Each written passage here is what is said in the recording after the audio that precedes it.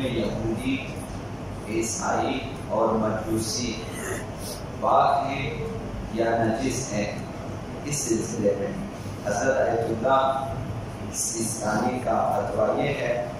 کہ اہل کتاب اور اہل کتاب سے مراد یہودی، عیسائی اور مجوسی ہیں، یہ تینوں پاک ہیں۔ عیسائی بھی ذاتی طور پر پاک ہیں، یہودی بھی پاک ہیں، اور مسیحی بھی اور مجوسی بھی پاک ہیں، جب تک کسی عارضی نجاست کے سبب ان کے بدن یا لباس وغیرہ کے نجس ہونے کا علم نہ ہو، اس وقت تک پاک ہیں۔ ایک یہودی سے آپ ہاتھ ملائیں، آپ کا ہاتھ تر ہے یا اس کا ہاتھ تر ہے تو آپ کا ہاتھ نجس نہیں ہوگا، چونکہ آپ نے نہیں دیکھا کہ اس کا ہاتھ کسی نجاست کی وجہ سے نجس ہو چکا ہو۔ آپ کا ہاتھ گیلا ہوتا ہے، تر ہوتا ہے، آپ اس کے لباس کو چھو لیتے ہیں اور آپ کا گیلا ہاتھ اس کے لباس پہ لگ جاتا ہے تو آپ کا ہاتھ نجس نہیں ہوگا، چونکہ آپ کو پتہ نہیں ہے کہ اس کا لباس نجس ہے۔ اسی طرح مجوسی زرتشتی اور اسی طرح سے یہودی کا یہ حال ہے۔ اسی قاعدہ طہارت کی بنا پر اہل کتاب سے آپ معاشرت کر سکتے ہیں، ان کے ساتھ آپ کھا سکتے ہیں، ان کے ساتھ پی سکتے ہیں، جب تک معلوم نہ ہو، جب تک معلوم نہ ہو کہ ان کا ہاتھ، لباس، اعضائے بدن کسی خارجی نجاست کی مثلا خون، پیشاب وغیرہ کے ذریعے نجس ہو چکا ہے، جب تک معلوم نہ ہو پاک نہیں ہو۔ ہر مسلمان چاہتا ہے کہ اس کا لباس بھی پاک ہے، کیونکہ مسلمان ہے، اس کے لیے ضروری ہو جاتا ہے کہ لباس پاک ہو، بدن پاک ہو، کیونکہ اسے نماز پڑھنی ہوتی ہے، قرآن مجید کی تلاوت کرنی ہوتی ہے، قرآن کو چھونا ہوتا ہے وغیرہ وغیرہ، تو یہ اس کا ایک بہت بڑا ٹینشن ہوتا ہے۔ اور باہر ممالک میں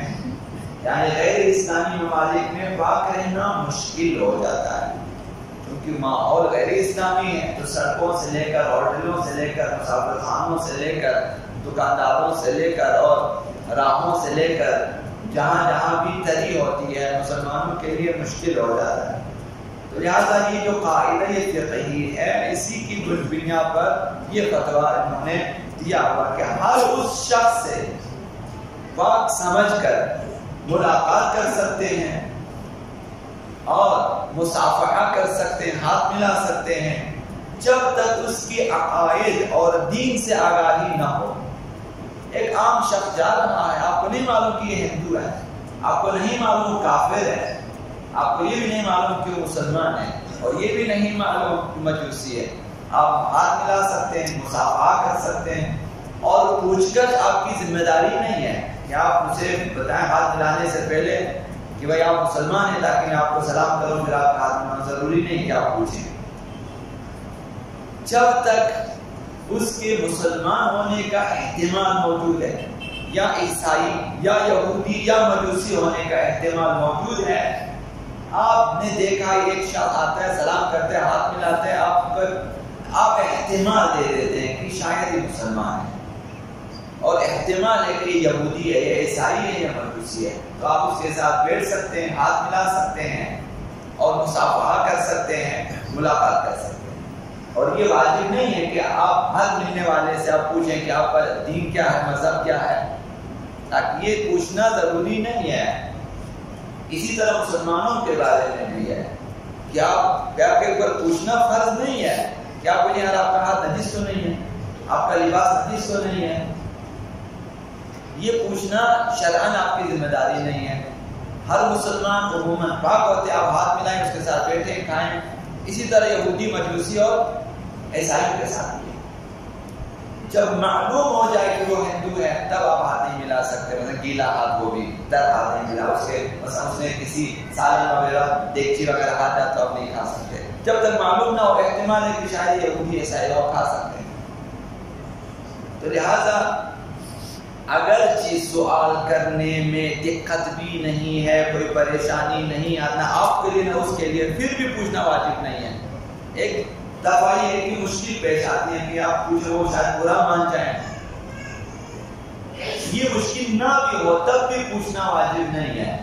تو یہ کس قدر آسانی ہے دین میں کہ آپ چپ چاپ میں ہاتھ ملاتے رہیں، ساتھ بیٹھے رہیں، کھاتے رہیں آرام سے، کوئی مشکل پیش نہیں۔ جب یقین ہو گیا، علم ہو گیا کہ وہ شخص غیر مسلم ہے اور غیر یہودی، غیر مجوسی اور غیر عیسائی ہے، مثلا کافر مطلق ہے، کافر ہے، تو تب آپ اسے پرہیز کریں، واجب نہیں۔ اور جب تک نجاست کا یقین نہ ہو، جسم اور لباس پر گرنے والے پانی اور دیگر مائعات کے قطرے بھی پاک سمجھے جائیں گے۔ حتیٰ مسلمانوں کے واش روم میں یہ چیز ہے کہ یہ ہمارا مسلمان ہے، آپ زیادہ دیکھ سکتے ہیں، آپ کی مرضی ہے۔ ابھی آپ نہاتے ہیں، اس میں پانی گر جاتا ہے، یہ نجس ہے۔ کیوں نجس ہے؟ آپ کو اگر معلوم ہے کہ یہ فرش نجس ہے واقعا، کہ بچے نے پیشاب کیا یا خون گرا ہے یا کوئی اور نجاست اس پہ گری ہے، یا اس کے مثلا کتے نے کتا وہاں پہ گیا یا خنزیر وہاں پہ اس غسل خانے کو نجس کیا ہے، تب آپ کے لیے وہ چیٹیں نجس ہے، ورنہ وہ پاک ہیں۔ آپ نے شاور کھول دیا پیچھے سے چھینٹے کے سب نجس، کیسے نجس ہے؟ جب تک علم نہ ہو پاک ہے۔ اسی طرح خارجی ممالک میں، غیر مسلم ممالک میں کہیں سے بھی سڑکوں سے چھینٹے پڑ جاتا ہے، نجس ہے، نجس نہیں ہے۔ جب دیکھا آپ نے، علم ہو آپ کو، یا کسی گواہی دی بعد لوگوں نے کہ یہ جگہ نجس ہے، تب وہاں سے اگر چھینٹے وغیرہ پڑ جائیں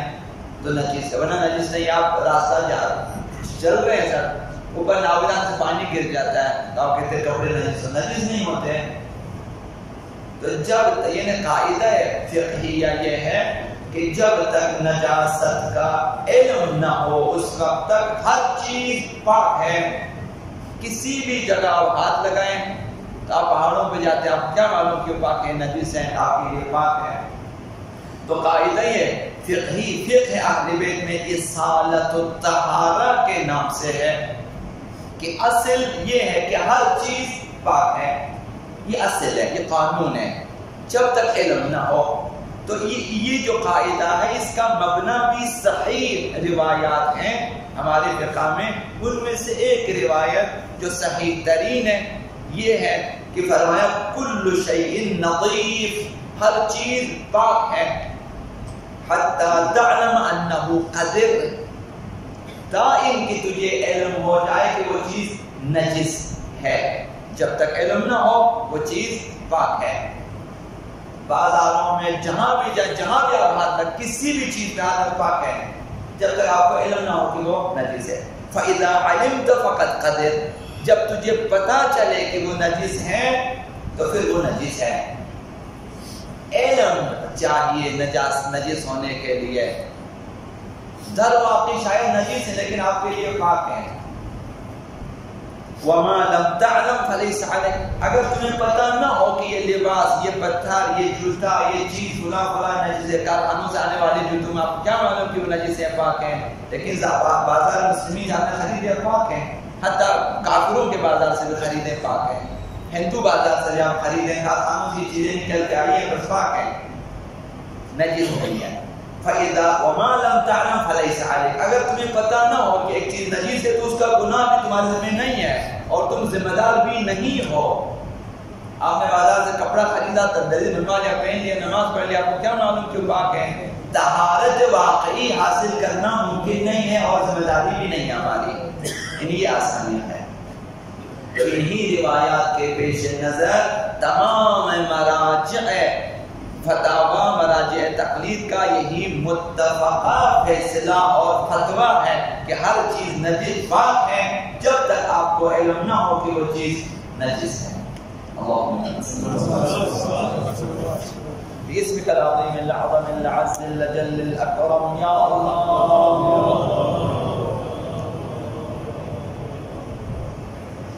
یا رحمان یا رحیم یا مقلب القلوب ثبت قلوبنا على دینک، اللہم واهدنا من عندك وأفض علينا من فضلك وانشر علينا من رحمتك وأنزل علينا